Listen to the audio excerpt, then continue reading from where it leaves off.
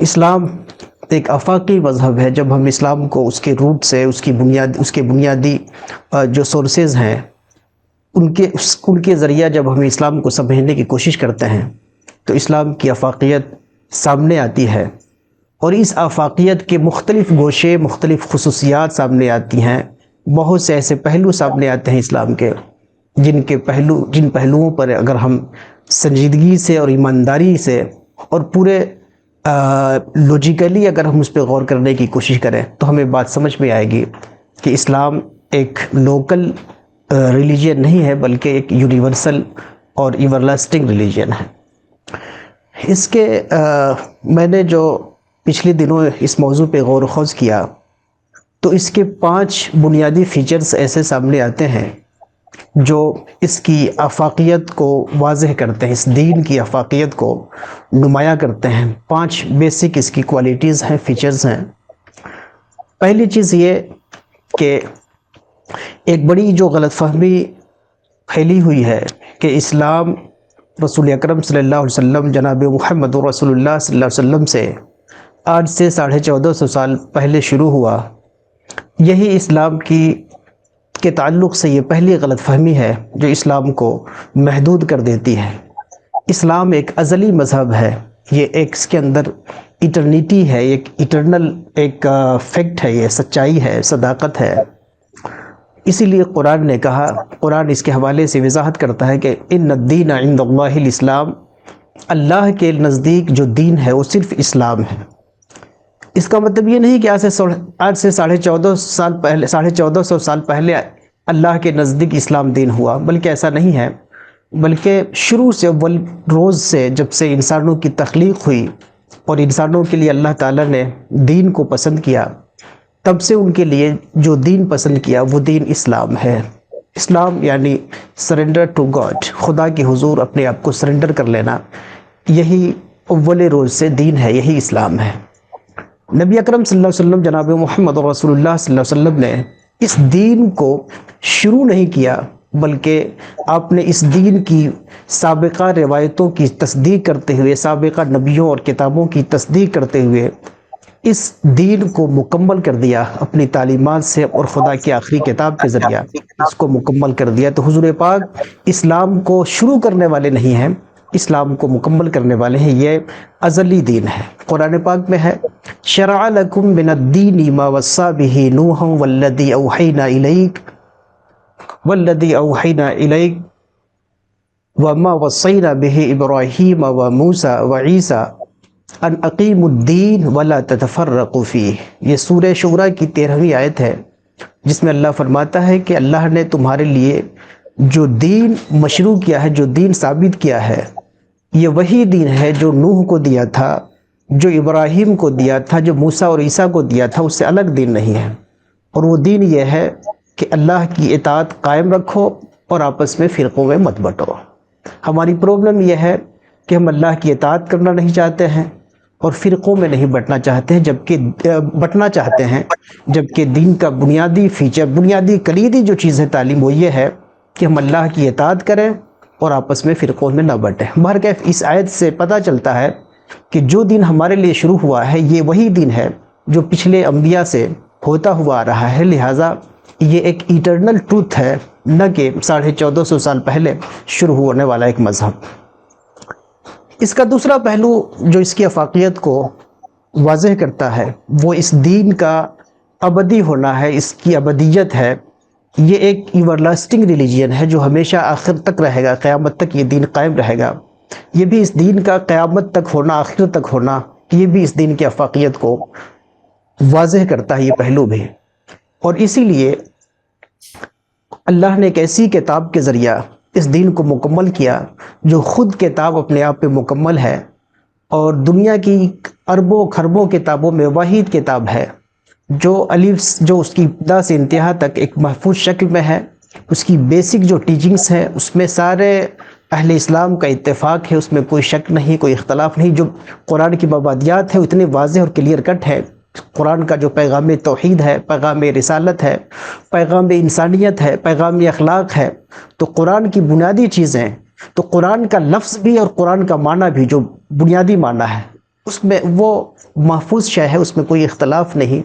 اسی لیے یہ سلسلہ رسالت کو ختم کر دیا گیا. اب ضرورت نہیں رہی کہ ہر بار نئی کتاب لائی جائے، چونکہ ایک کتاب ایسی آ گئی جو ایک مکمل کتاب تھی، اور اسی لیے رسول اللہ صلی اللہ علیہ وسلم نے کے ساتھ یہ دین مکمل ہو گیا. اور قرآن نے کہا ما کان محمد ابا احد من رجالکم ولکن رسول اللہ وخاتم النبیین. اب یہ رسول آخری نبی ہو گئے، اب ان کی نبوت اور ان کی کتاب ہی کافی ہوگی کہ لوگ جس کو بھی دین چاہیے وہ یہاں سے لے لیں. چونکہ انسانی عقل اتنی بالغ ہو چکی ہے، انسان عقلی طور پہ انٹلیکچولی جو ہے اتنا آگے بڑھ چکا ہے کہ اب وہ اندھیروں میں نہیں رہ سکتا، کسی کے گمراہ کرنے سے گمراہ نہیں ہو سکتا. اگر وہ اپنے ذہن و فکر کا استعمال کرے اور وہ خدا کے دین کا، اگر وہ متلاشی ہے، خدا کا دین چاہتا ہے، تو اس کو اس مقام سے، اس قرآن سے اور رسول اللہ کے دربار سے اس کو دین مل جائے گا. یہ ابدیت کا پہلو ہے. تیسرا پہلو جو اسلام کا ایک نمایاں پہلو ہے، جو اسلام کی افاقیت کو واضح کرتا ہے، وہ یہ ہے کہ اسلام ایک عالمی مذہب ہے، ایک گلوبل فیتھ ہے، ایک گلوبل ریلیجین ہے، نہ کہ مقامی چیز ہے.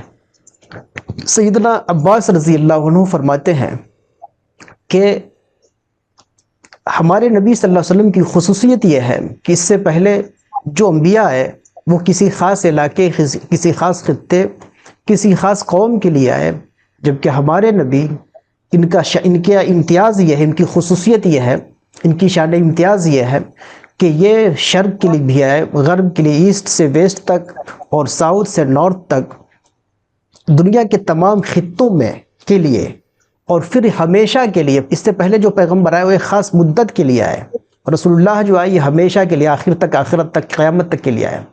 یہ رسول اللہ کی خاصیت ہے.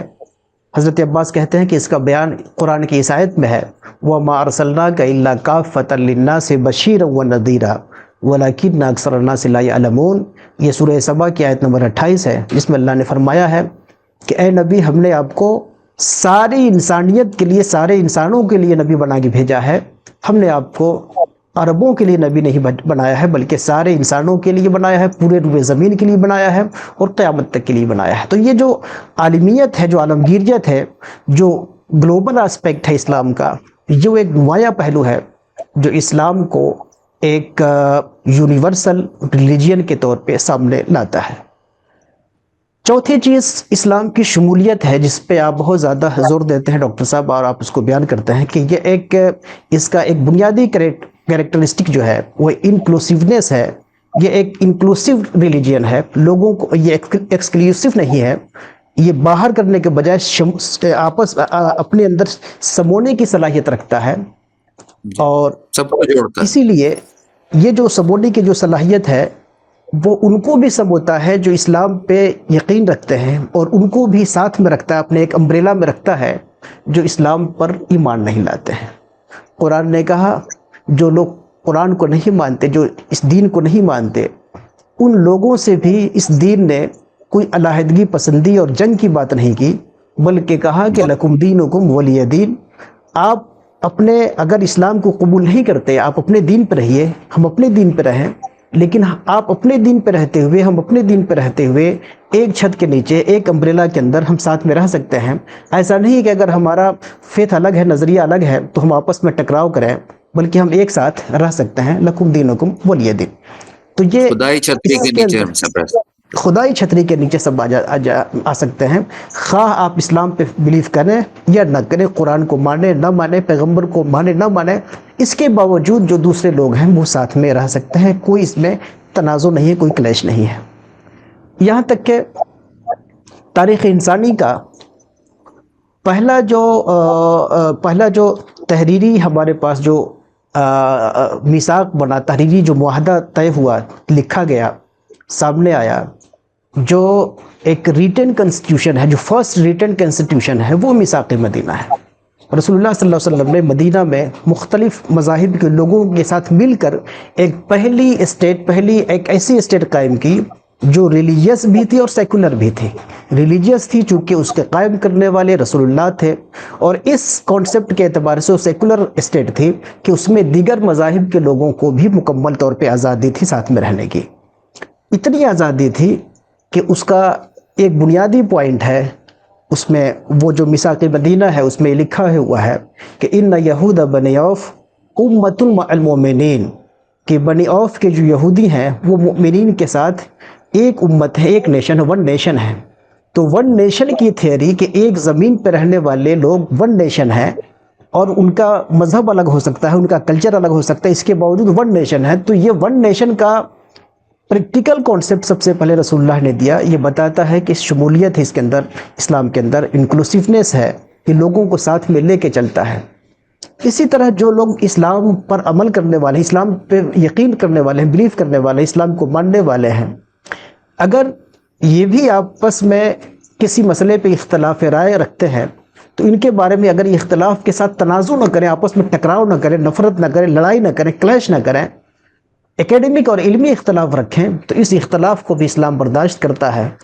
اور کہا گیا کہ اختلاف اور امتی رحمت، اگر امت کے لوگ آپس میں علمی اختلاف کریں اور اس کی وجہ سے کوئی اختلاف تنازع اور نفرت کا سبب نہ بنے تو یہ رحمت ہے۔ یہ اس کے اندر گنجائش ہے، یہ پہلو ہے جو بتاتا ہے کہ ایک اسلام کے اندر کتنی وسعت ہے، کتنے لوگوں کو آپس میں لے کے چل سکتا ہے۔ پانچویں چیز جو بہت نمایاں ہے اسلام کی تعلیمات میں، اور جو اسلام کا جو یونیورسل اسپیکٹ ہے اس کو نمایاں کرتا ہے، وہ ہے حریت۔ اسلام ایک مذہب ہے، لیکن خود مذہبی سطح پہ بھی اور تمدنی اور ثقافتی سطح پہ بھی یہ حریت کا داعی ہے، آزادی کا داعی ہے۔ ایسا مانا جاتا ہے کہ 16ویں صدی کے بعد ویسٹ سے، مغرب سے، یورپ سے آزادی کی تحریک شروع ہوئی، اور لوگوں کو اپنی اپنے مذہب اور اپنی اپنی فکر پہ رہنے کی تحریک اٹھی کہ ہر آدمی اپنی فکر پہ رہ سکتا ہے۔ اس سے پہلے، اس کا مطلب یہ ہے کہ اس سے پہلے مغرب کے اندر یہ تصور نہیں تھا کہ ہم اپنی فکر، اپنی رائے پہ رہ سکیں۔ لیکن یہ حیرت انگیز چیز ہے کہ 1450 سال پہلے جب اسلام کا قرآن آیا تو قرآن نے واضح کیا کہ مذہبی معاملے میں یا فکر کے معاملے میں ہم کسی کو پابند نہیں کر سکتے ہیں۔ لا اکراہ فی الدین، دین میں کوئی جبر نہیں، نظریہ قائم کرنے میں، مذہب قائم کرنے میں کوئی جبر نہیں۔ آپ کو جو نظریہ آپ غور و خوض کر کے قائم کریں۔ ہاں، اسلام توحید کو درست نظریہ کہتا ہے، اور اس کے برخلاف جو شرک ہے اس کو غلط نظریہ کہتا ہے، الحاد ہے اس کو غلط نظریہ کہتا ہے۔ لیکن شرک اور الحاد کی سزا اسلام اس دنیا میں نہیں دیتا ہے، وہ کہتا ہے کہ آپ کا جو غلط نظریہ ہوگا اس کا حساب آپ کو آخرت میں دینا ہے۔ اس دنیا میں آپ کے لیے اختیار ہے کہ آپ غور و خوض کر سے جو نظریہ آپ کو سمجھ میں آئے اس نظریے پہ قائم رہیے۔ لا اکراہ فی الدین۔ دوسری جگہ قرآن نے کتنی اور واضح بات کہی کہ وَقُلِ الْحَقُّ مِن رَبِّكُمْ فَمَنْ شَاءَ فَلْيُؤْمِنْ وَمَنْ شَاءَ فَلْيَكْفُرْ۔ اے پیغمبر، لوگوں سے کہہ دیجئے کہ حق تو رب کی طرف سے، میں جو بات کہہ رہا ہوں یہ میری بات نہیں ہے، رب کی بات ہے۔ تو بات تو میری رب کی ہے، لیکن میں تمہیں جبر نہیں کرتا کہ ہماری بات کو مان ہی لو یا اس رب کی بات کو مان ہی لو۔